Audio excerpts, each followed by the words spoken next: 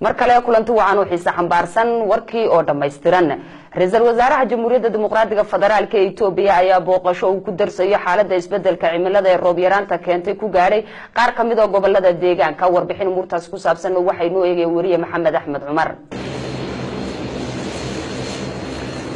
wafdi ballaaran oo hogaaminaya ra'iisul wasaaraha jamhuuriyadda dimuqraadiga federaalka Itoobiya mudane Xayla Maryam Dasalan ayaa ka soo degay garoonka diyaaradaha ee Qabri Dahar iyadoo halkaasna ay ku soo dhaweeyeen mas'uuliyiin heer deegaan ugu horeeyo madaxweynaha deegaanka Soomaalida Itoobiya madaxweyne Cabdi Maxamuud Cumar odayaasha iyo qaybaha kala duwan ee bulshada soo dhaweyntaasi kadib wafdigu uu hogaaminaya ra'iisul wasaaraha dalka oo uu helinayay madaxweyne Cabdi Maxamuud Cumar ayaa kulan la qaatay bulshada iyo waxgaradka gobolka Qorraxa iyo gobolada la dariska ah iyadoo kulankaasna lagaga wada hadlayay xaaladda abaaraha jira goboladaasi iyo sida ay wax uga qabanayso dawladda federaalka iyo tan deegaanka oo iskaashanaya haddaba mudane Xayla Maryam Dasalan ayaa sheegay in dawladda federaalku ay sii wadayso jawaabaha ay ka bixinayso abaaraha ay keeneen isbedelka cimiladu isla markaana ay xaqiijinayso in abaaraha dad iyo duunyo ayna waxyeello ka soo gaadhin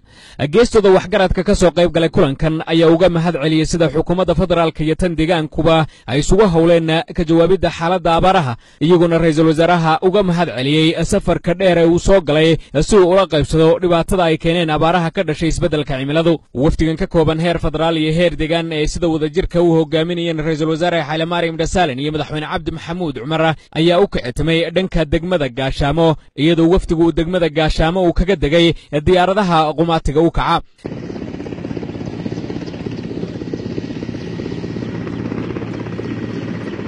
iyadoo ay noqonayso abid markii koobaad ee ra'iisul wasaaraha dalka Itoobiya uu ka dego bariga deegaanka Soomaalida Itoobiya gaar ahaan degmada Gaashaamo si uu la qaybsado dhibaatada ay keeneen abaaruhu wafdiga ayaa markii uu Gaashaamo ka soo degay waxa si ersara u soo dhaweeyay qaar ka mid ah mas'uuliyiinta deegaanka odayaasha iyo dhalinyarada degmada Gaashaamo soo dhaweyn kadib ra'iisul wasaaraha dalka iyo madaxweyne Cabdi Maxamuud Cumar ayaa kulan la yeeshay odayaasha waxgaradka iyo haweenka ka kala yimid dhammaan gobolada ay abaaruhu saameeyeen shacabka gobolada ay saameysay abaartu ayaa ra'iisul wasaaraha uga warbixiyay xaaladda abaaruhu sida ay tahay iyo jawaabaha ay ka bixisay xukuumaddu sidoo kalena waxay dawladda federaalka ay ka codsanayeen in la sii joogteeyo ka jawaabidda abaaraha ilaa inta uu nasriga ee ka horeeyo isla markaana ka codsaday dawladda federaalka ballaadhinta kaabayaasha dhaqaalaha geestiisa ra'iisul wasaare Xayla Maryam Dasalan ayaa uga mahad celiyay shacabka soo dhaweynta deeran ee u sameeyeen wuxuuna bulshada u xaqiijiyay in dawladda federaalku ay sii wadayso ka jawaabidda dhibaatooyinka abaaraha ka dhashay gaar cunnada iyo daawada dadka calafka iyo daawada xoolaha